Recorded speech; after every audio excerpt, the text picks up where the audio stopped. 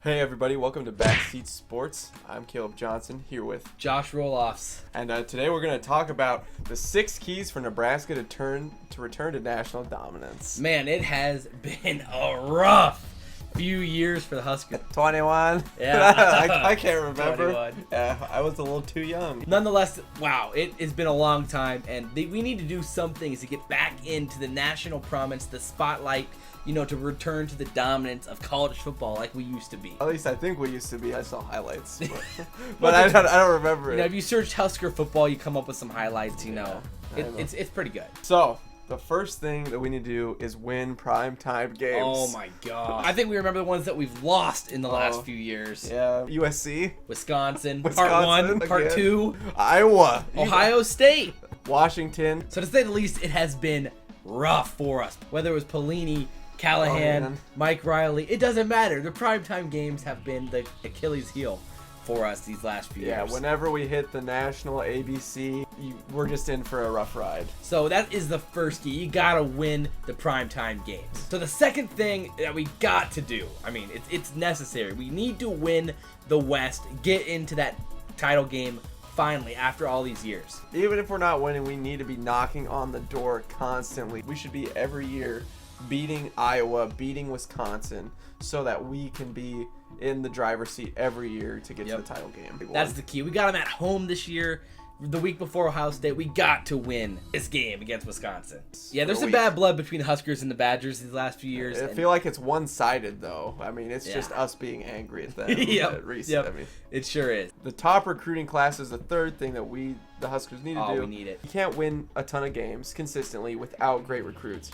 Obviously, Tom Osborne did a lot of great things. But back then there was more scholarships to be handed out. Yep. So we had that great walk-on class because we just took everybody from Nebraska.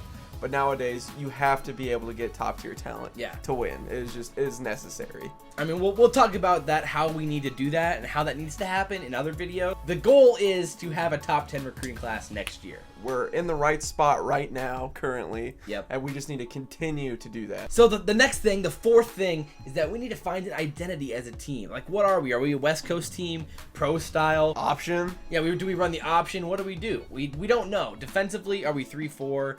We play multiple defense. What do we run? 4-3? Yeah, is it a strong front line? Is it a strong linebacking core? What are we? Because what are the black shirts? Yeah, other schools, Penn State is known as linebacker U. We need to have an identity of, on each side of the ball, what we do really well. Yep. Besides kicking, because we're really good at that. The last thing, the fifth thing on our list is be willing to pay elite coaching talent. You look at the elite coaches, the elite programs in college football.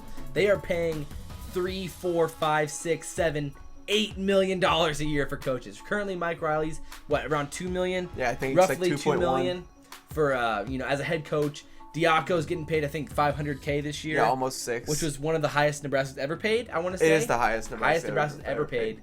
So that's the highest Nebraska's ever paid a coordinator before. We need it in the future to be willing to pay those coordinators and those positional coaches to make that difference that we need to have. Other schools are paying assistant coaches what we are paying Mike Riley at $2.1 million. We have the boosters, we have the funds, we have the fans, we have the revenue. Why not pay for coaching? It doesn't make sense. Exactly. So if you guys enjoyed the 5 keys for Nebraska return to dominance, like, comment, favorite, and subscribe. We love seeing your comments down below. It helps us out, and we love interacting with you guys and building a community. Yep, I'm Caleb. He's Josh. This has been Backseat Sports. We'll see you next video. Hey everyone, welcome to Backseat Sports. I'm Josh. I'm Caleb. And we are doing the bracket of the top 32 players in NBA history. And we're debating them down until we get a undisputed GOAT, greatest of all time. And today we're going to start off with our 1 versus 16 matchups and our 2 versus